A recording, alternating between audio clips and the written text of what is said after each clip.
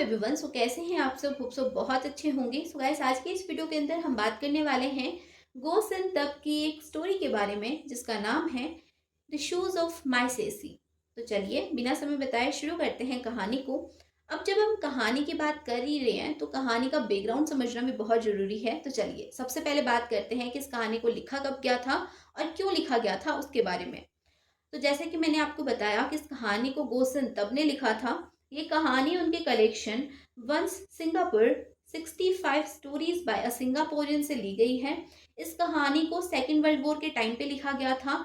और हम सब जानते हैं कि जो सेकेंड वर्ल्ड वॉर थी वो एक ऐसा युद्ध था जिसमें दुनिया के सभी बड़े देश शामिल थे।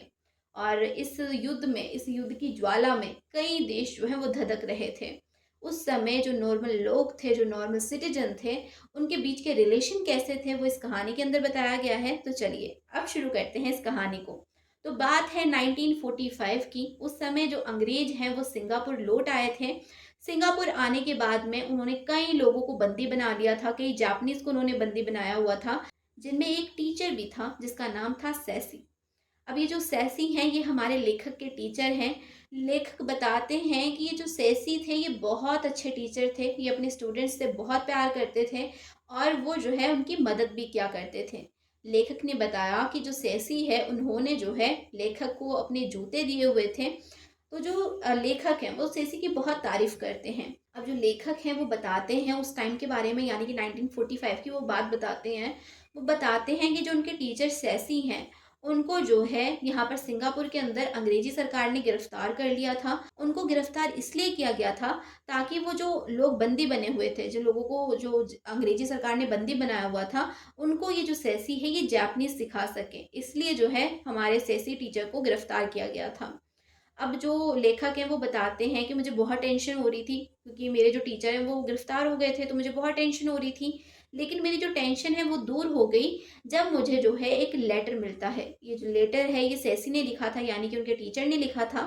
लेटर में लिखा हुआ था कि मैं ठीक हूँ, मुझे जो है गिरफ्तार कर लिया है, लेकिन फिर भी जो है मैं यहाँ पर ठीक हूँ। मैं अंग्रेजी शिविर के अंदर हूँ, यहाँ पर मैं लोगों को जापानीज सिखाता हूँ और वैसे मैं ठीक हूँ, मेरी टेंशन लेने की ज़रूरत नहीं है। मैंने तुम्हें ये लेटर इसलिए लिखा है क्योंकि मुझे जूतों की ज़रूरत है। तो जो जूते मैंने तुम्हें दिए थे वो तुम मुझे वापस दे जाओ, क्योंकि यहाँ पर जो मेरे जूते हैं वो फट गए हैं और मुझे शिविर से बाहर जाने नहीं दे रहे हैं।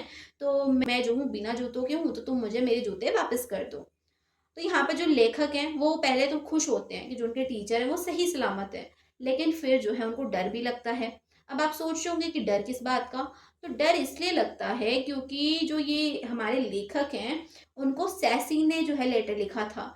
और ये जो लेटर है ये दुश्मनी जो सेना थी उसके डाक ऑफिस से आया था, उसके पोस्ट ऑफिस से ये लेटर आया था।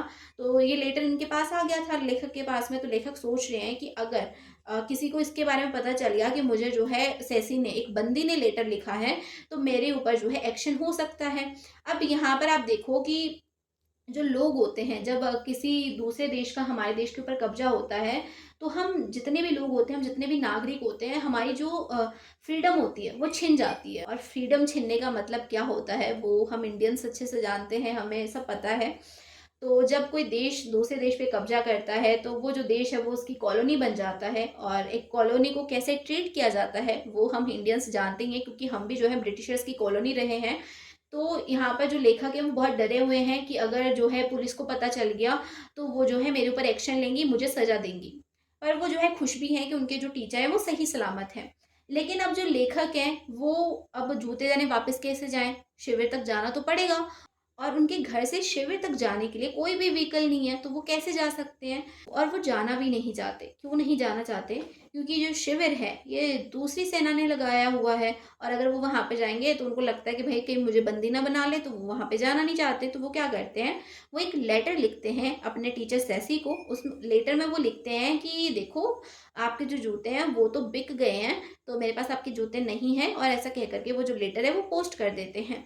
अब जो हमारे लेखक हैं उन्होंने झूठा लेटर तो पोस्ट कर दिया था, पर होता क्या है, जो लेखक हैं वो एक बूढ़े आदमी को देखते हैं और जब वो उसकी तरफ देखते हैं, उसका हाल देखते हैं, तो उनको जो है अपने काम पे जो है बहुत ज़्यादा घिन आती है कि मैंने ये झूठ क्यों बोला, मैंने अपने टीचर की हेल्प नहीं करी। और उनको भी शायद ऐसी ज़रूरत होगी जैसे कि इस बूढ़े आदमी को ज़रूरत है, तो वो क्या करते हैं, वो डिसाइड करते हैं कि नहीं, वो जूते लेकर के जो है शिविर में जाएँगे। और वो क्या करते हैं, वो जूते उठाते हैं और जो है शिविर की तरफ निकल पड़ते हैं।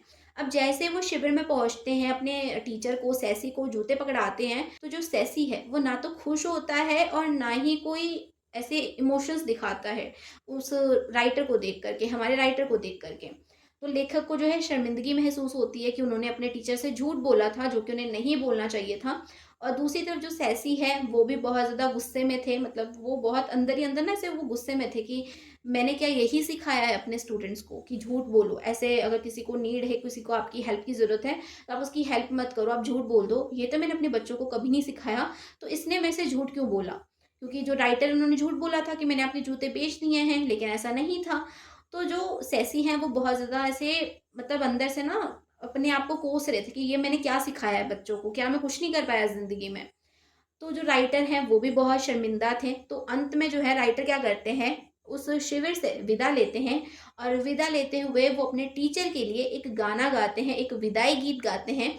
और जैसे-जैसे वो गाना गा रहे थे, वैसे-वैसे जो शिविर के दूसरे लोग थे वो भी उनके साथ-साथ गाना गाना शुरू कर देते हैं। और एंड में जो सैसी है, जो टीचर हैं, वो भी जो है उनका भी दिल पिघल जाता है अपने स्टूडेंट के लिए और वो भी जो है साथ में गाना गाने लगते हैं। और दबी आवाज़ में, रोती हुई आवाज़ में वो गाना गाते हैं। और कहानी के एंड में दिखाया जाता है कि जो हमारे राइटर हैं, जो हमारे लेखक हैं, वो डिसाइड करते हैं कि वो सैसी की तरह ही, अपने टीचर की तरह ही एक अच्छे इंसान बनेंगे और एक ऐसे इंसान बनेंगे जो कि अपने से पहले दूसरों को देखता हो, दूसरों की मदद करता हो। और जो राइटर हैं वो यहाँ पर एक लाइन भी बोलते हैं कि अब मुझे लगता है कि मैं सच में इन जूतों में फिट हो सकता हूँ। यानी कि अगर मैं जो है अपने टीचर की तरह बन जाता हूँ, तो मैं भी जो हूँ सही मायने में इन जूतों को पहनने का हक रखता हूँ। अब आप सोचोगे कि भई वो तो जूते देने गया था, तो उसने वापस क्यों नहीं करे? तो उसने वापस इसलिए नहीं करे क्योंकि जो उनके टीचर हैं, जो सैसी है, उसने नए जूते खरीद लिए थे, तो उसने जो है वो पुराने जूते वापस लिए ही नहीं। और यहीं पर आपकी ये जो स्टोरी है, ये एंड हो जाती है। अब आपके दिमाग में आ रहा होगा कि ये क्या ही स्टोरी थी, यहाँ पर क्या ही बताने की कोशिश की गई।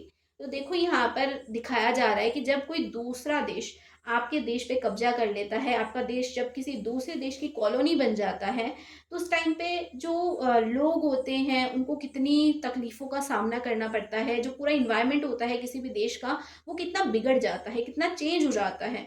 वही सब चीज़ों को यहाँ पर दिखाया गया है। और उन सब चीज़ों के बीच में, उस एनवायरनमेंट के बीच में, उस सारी ही प्रॉब्लम्स के बीच में जो वहाँ के लोग होते हैं, जो वहाँ के नॉर्मल सिटीज़न होते हैं, उनके रिलेशंस कैसे होते हैं, वो यहाँ पर दिखाने की कोशिश की गई है। तो होप सो आपको ये वीडियो अच्छी लगी होगी, मेरा एक्सप्लेनेशन समझ में आया होगा।